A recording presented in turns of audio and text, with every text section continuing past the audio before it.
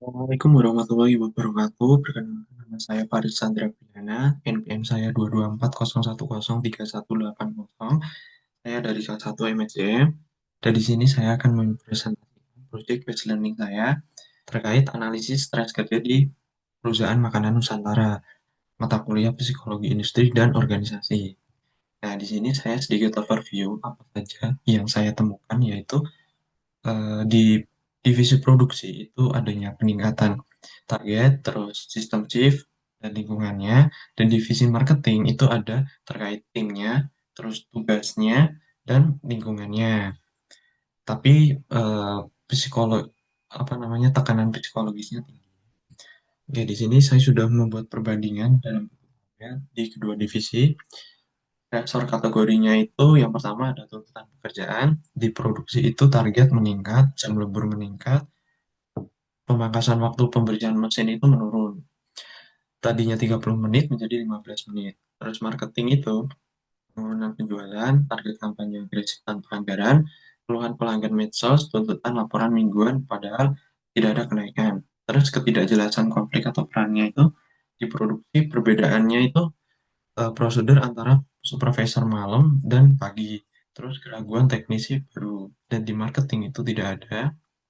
Untuk yang hubungan personal, interpersonal itu diproduksi saling menyalahkan karena downtime dan suasana tegang. Dan di divisi marketing itu, suasana kerja jadi tertutup, perdebatan grup WA, dan rapat aku. Dan kategori selanjutnya, ketidakamanan kerja itu diproduksi otomatis, hasil ini pengemasan.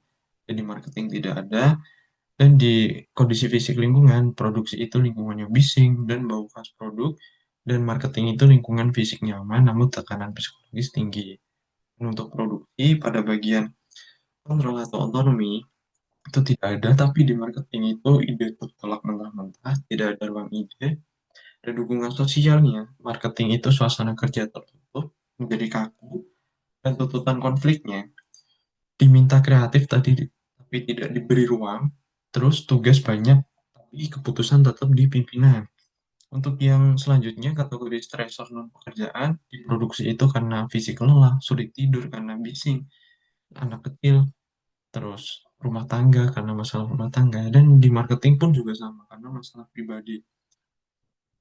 Oke, di sini saya akan eh, apa dampak potensial strain dari divisi produksi, yaitu pada saat fisiologis tidak bisa tidur karena bising karena dekat pabrik, mesinnya itu, terus di istirahat juga sama, bising banget, dan di rumah karena anak kecilnya rewel, dan itu bikin kurang tidur. Dan psikologisnya itu karena di produksi ini saya temukan adanya eh, kendala, yaitu pada saat eh, peningkatan shift atau tambahan shift, tapi orangnya tetap. Terus ditemukannya juga, mesin kan tadinya kan pembersihannya 30 menit, dipangkas jadi 15 menit. Nah, supervisor shift malam itu mengejar target, tapi tidak membersihkan mesin. Dalam waktu itu, paginya, mesin masih kotor, mau dipakai shift pagi. Tapi buat supervisor shift pagi, itu memanfaatkan waktu 15 menit itu tetap membersihkan mesin semuanya. Dan itu, apa namanya, saling menyalahkan, ditambah dengan adanya downtime karena ada karyawan baru yang baru 1 bulan, itu kan ini apa namanya, eh, mesin mati dalam 40 menit. Nah, tapi mau membetulkan itu, menelpon pengawasnya tidak dijawab, mau membetulkan tanpa seizin quality control juga tidak bisa. Dan di situ ada tekanan tinggi dari antar karyawan dan menjadi saling menyalahkan. Terus ditambah juga mereka itu kepikiran karena adanya otomatisasi. Duh, siapa ya yang keluar? Duh, siapa yang ini ya? Jadi kompetitif tapi tidak sehat. Terus saya juga menemukan adanya eh, masalah pribadi karena rumah ataupun istrinya keguguran, atau itu bisa disebabkan juga karena dari perusahaan ternyata gaji lemburnya itu menunggak gitu. Dan dari perilaku, adanya izin sakit dan cuti itu meningkat drastis, dan yang tadi saya sebutkan konflik antar karyawan. Dan di sini divisi marketing itu fisiologisnya sulit tidur karena membalas cacat keluhan pelanggan. Kalau telat sedikit citra perusahaan jadi jelek. Dan psikologisnya itu cemas akan performa individu karena di mana perusahaan itu meminta karyawannya kreatif, tapi saat karyawannya sudah kreatif, idenya itu ditolak mentah-mentah oleh pimpinan. Terus pimpinannya itu eh, menyetujui idenya sendiri dan tidak menerima ide dari karyawannya. Maka dari itu rapat menjadi kaku, pasif, dan karyawan-karyawan tersebut memilih buat diam saja. Terus itu bisa menjadi pura-pura positif saat tampil di media sosial karena anggaran buat promosi itu tidak ada atau terbatas dari perusahaan. Jadi seadanya aja. Dan adanya apa namanya kesalahan dari admin membalas customernya itu malah seperti sarkas dan itu malah menjadi ramai di grup WhatsApp dan apa namanya eh, selain itu karena masalah pribadi juga untuk perilaku itu dari ide itu tadi terus apa jadi kaku pasif terus adanya cuti mendadak yang lebih tinggi terus apa namanya dari ini keluarga masalah pribadi gitu.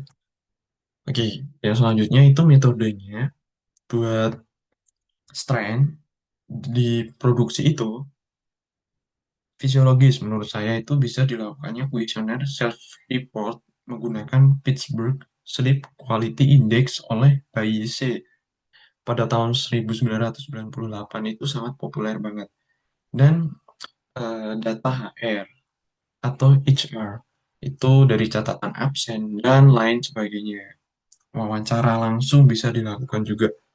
Buat selanjutnya dari psikologisnya itu diukur menggunakan survei atau FGD, forum discussion, forum group discussion itu bisa eh, mengeksplorasi dari karyawannya itu bagaimana, menggali lebih dalam lagi gitu.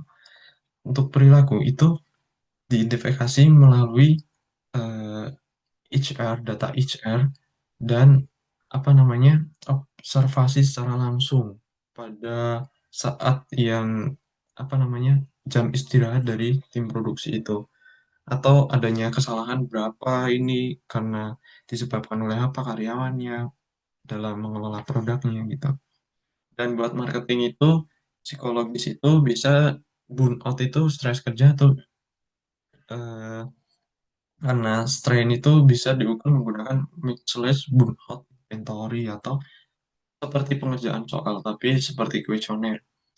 Itu bisa dilakukan dengan cara itu, terus survei langsung terkait tadi itu, kok bisa ini pimpinannya begini, bagaimana, kok bisa ini adminnya membalas customernya itu begini, bagaimana gitu. Dan fisiologisnya itu menggunakan itu tadi, Pittsburgh Sleep Quality Index dan data ICAR. Dan buat perilaku itu bisa dilakukannya dengan evaluasi data XR, terus observasi secara langsung gitu. Nah, di sini yang menurut saya itu strain paling berdampak buat perusahaan itu ya tentunya dari divisi produksi karena dia kan mengelola mesin. Itu karena fisik atau gangguan tidur kalau ngantuk itu kan pasti adanya kesalahan dan kecemasan mengenai ketidakamanan kerja. Aduh, gimana ya kalau keluar ya karena otomatisasi tadi itu yang bagian pengepakan gitu. Nah, terus konflik dan ketegangan antar shift itu tadi yang membuat tadinya bisa kerja tim atau apa, saling tolong-menolong, itu menjadi individu. Dan buat marketing, itu frustasi. Karena mau menyampaikan kreativitasnya, tapi kok ditolak, itu kan berdampak banget. Terus selanjutnya itu tekanan emosional karena customer-nya tadi itu, dan eh, kecemasan akan performa individu dan tim. Karena tertutup yang dilakukannya rapat atau yaitu apa anggarannya terbatas. Dan mengelolanya itu menurut saya sebagai HRD ya, itu akan mengambil pendekatan proaktif untuk mencegah stres. Primer, langkah pertama mencari akarnya, itu reorganisasi pekerjaan. Kalau produksi sendiri itu kan saya bisa membetulkan SOP-nya, terus apa namanya, semuanya bisa dilatih dan melakukan rotasi shift-nya itu yang lebih baik, atau bisa juga mengikuti prinsip work work life balance. Jadi marketing itu saya bisa mendorong pimpinan itu buat apa ya, seperti terbuka atau tidak boleh suruh-suruh aja tuh, dan bisa memastikan target itu diberikan sesuai realistis atau sesuai dengan sumber daya yang ada gitu. Terus selanjutnya perbaikan iklim organisasi itu kalau produksi sendiri akan membuat sistem serah terima shift gitu, pakai logbook atau apa namanya, saya juga bisa mengadakan pelatihan bagaimana berkomunikasi yang baik dan menyelesaikan konflik. Dan buat marketing sendiri, saya menciptakan forum atau kotak ide yang aman, yang menjaga rahasia tanpa takut gitu. Dan apa namanya, memastikan informasi penting seperti otomatisasi itu disampaikan secara transparan agar karyawan tidak cemas sendirian kan gitu. Buat selanjutnya kan setelah dia diketahui akarnya, itu selanjutnya membekali karyawan untuk mengelola stresnya. Dilakukannya peningkatan dukungan sosial, dan buat produksi sendiri, itu saya akan membuat program mentor dan adanya kegiatan team building agar antar shift itu lebih akrab. Terus buat marketing sendiri itu saya akan memfasilitasi peer support group, terutama pada tim media sosial yang sering berhadapan dengan komplain. Kegiatan sosial non formalnya itu juga bisa membantu mereka kembali akrab. Dan selanjutnya pengembangan keterampilan dan mentoring, dan buat produksi sendiri itu memberikan pelatihan yang mendalam terkait prosedur dan penanganan mesin, dan bisa menggunakan program reskilling atau upskilling agar mereka punya keterampilan baru yang relevan. Dan buat marketing sendiri itu, saya bisa menggunakan cara bagaimana cara menghadapi pelanggan yang komplain dilatih itu karyawannya, dan juga problem solvingnya itu dilatih juga, serta kreativitasnya. Dan buat lapis ketiga itu kan setelah membekali itu pasti memberikan dukungan. Dan itu pertama, program kerja kesejahteraan karyawan itu bisa dibuat seperti dibikinin jalur cepat buat langsung ke psikolog atau konselor profesional, menyediakan itu dari perusahaan. Dan perbaikan fasilitas dan kebijakan itu saya bisa dalam tim produksi itu memberikan adanya ruang buat istirahat yang nyaman untuk karyawan, terutama bagi shift malam, agar mereka bisa beristirahat. Dan buat yang secara umumnya pada tim marketing atau tim produksi itu pasti membuat gaji lembur itu tepat waktu, dan adanya pinjaman internal itu sangat-sangat membantu buat karyawan karena banyak yang karyawan butuh terkait rumah tangganya gitu.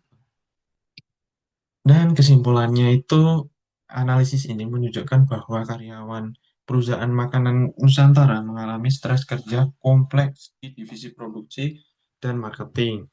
Itu berdampak pada fisiologis, psikologis, dan perilaku karyawan, dan peran HRD atau HR sangat penting dalam merancang intervensi tiga tingkat sesuai dengan yang diajarkan mata kuliah psikologi industri dan organisasi, yaitu terkait organisasi, kelompok, individu.